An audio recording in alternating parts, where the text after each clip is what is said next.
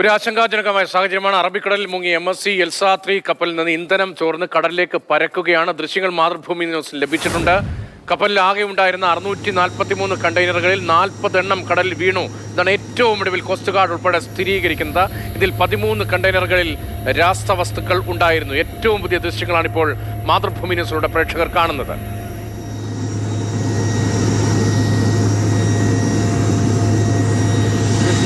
കടലിലെ ജലപ്പരപ്പിൽ ഈ കണ്ടെയ്നറുകൾ രാസവസ്തുക്കൾ പടരുന്നു എന്നതാണ് ആ ദൃശ്യങ്ങളിൽ നിന്ന് വ്യക്തമാകുന്നത്. ഇക്കാര്യത്തിൽ വലിയ മുന്നറിയിപ്പാണ് ഇപ്പോൾ കോസ്റ്റ് ഗാർഡിന്റെ ഉൾപ്പെടെ ഭാഗത്തു നിന്നും സംസ്ഥാന ദുരന്ത നിവാരണ അതോറിറ്റിയുടെ ഭാഗത്തു നിന്നും വരുന്നത്. കൊല്ലം, തിരുവനന്തപുരം തീരങ്ങളിൽ ഈ രാസവസ്തുക്കളോ കണ്ടെയ്നറോ ആ തീരത്തിലേക്ക് എത്താനുള്ള സാധ്യതയാണ് ഇപ്പോൾ മുന്നറിയിപ്പുകളിൽ ഉള്ളത്. കൊല്ലം, തിരുവനന്തപുരം തീരത്തുള്ളവർ കൂടുതൽ ജാഗ്രത പുലർത്തണം.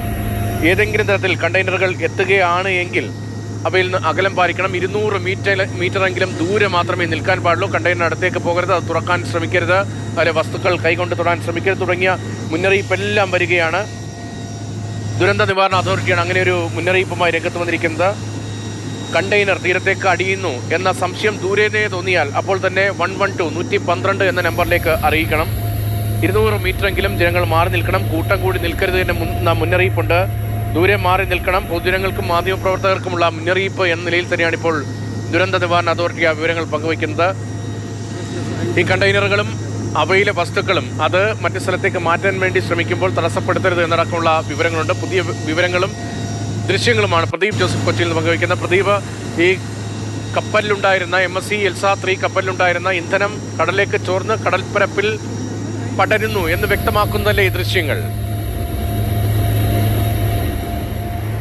തീർച്ചയായും രതീഷ്, ആ ദൃശ്യങ്ങളിൽ കാണുമ്പോൾ നമുക്ക് വ്യക്തമാണ് എണ്ണപ്പാട ആ കപ്പലിന് ചുറ്റും പരന്നിട്ടുണ്ട്. അതിൽ നിന്ന് ഒരു കാര്യം വ്യക്തമാണ്, ഇന്ധനം ചോർച്ച ഉണ്ടായിട്ടുണ്ട്. അത് ഏത് തരത്തിലാണ് എന്നത് വ്യക്തമല്ല. കപ്പലിൻ്റെ ഇന്ധനം ചോർന്നതാണോ, ചോർത്തിക്കളഞ്ഞതാണോ, അതോ കണ്ടെയ്നറിൽ ഉണ്ടായിരുന്ന രാസവസ്തുക്കൾ വെള്ളത്തിൽ കലർന്നതിൻ്റെ പ്രതിഫലനമാണ് അതെന്ന് വ്യക്തമല്ല. ഞാനിപ്പോൾ നിൽക്കുന്നത് കൊച്ചിയിലെ തീര സംരക്ഷണ സേനയുടെ ആസ്ഥാനത്താണ്. ഈ കപ്പലിലുണ്ടായിരുന്ന 24 നാവികരിൽ 21 പേരെ അല്പസമയത്തിനകം തന്നെ തീര സംരക്ഷണ സേനയുടെ ആസ്ഥാനത്തെത്തിക്കും. ക്യാപ്റ്റനെയും ഫസ്റ്റ് എഞ്ചിനീയറെയും സെക്കൻഡ് എഞ്ചിനീയറെയും നാവികസേന ആസ്ഥാനത്തേക്കാവും കൊണ്ടുപോകുക. മറ്റുള്ളവരെ വൈകാതെ തന്നെ ഇവിടെ എത്തിക്കും. അതേസമയം ഈ കപ്പലിൽ എത്ര കണ്ടെയ്നറുകൾ ഉണ്ടായിരുന്നു, ഇതിൽ എത്ര എണ്ണമാണ് രാസവസ്തുക്കൾ ഉണ്ടായിരുന്നതെന്ന് സംബന്ധിച്ചൊക്കെ ചില ആശയക്കുഴപ്പങ്ങളുണ്ടായിരുന്നു. ഈ ആശയക്കുഴപ്പങ്ങൾക്ക് അറുതി വന്നിരിക്കുന്നു. തീരസംരക്ഷണ സേന ഔദ്യോഗികമായി നൽകുന്ന വിവരമനുസരിച്ച് 643 കണ്ടെയ്നറുകളാണ് ഈ കപ്പലിൽ ഉണ്ടായിരുന്നത്. ഈ 643 കണ്ടെയ്നറുകളിൽ 40 എണ്ണമാണ് കടലിൽ വീണത്. കടലിൽ വീണ 40 കണ്ടെയ്നറുകളിൽ 13 എണ്ണത്തിലാണ് അപകടകരമായ രാസവസ്തുക്കൾ ഉണ്ടായിരുന്നത്. ഈ കണ്ടെയ്നറുകൾ ഇനിയും കണ്ടെത്താൻ സാധിച്ചിട്ടില്ല. അതുകൊണ്ട് തന്നെ ജാഗ്രത പാലിക്കാനാണ് നിർദ്ദേശം.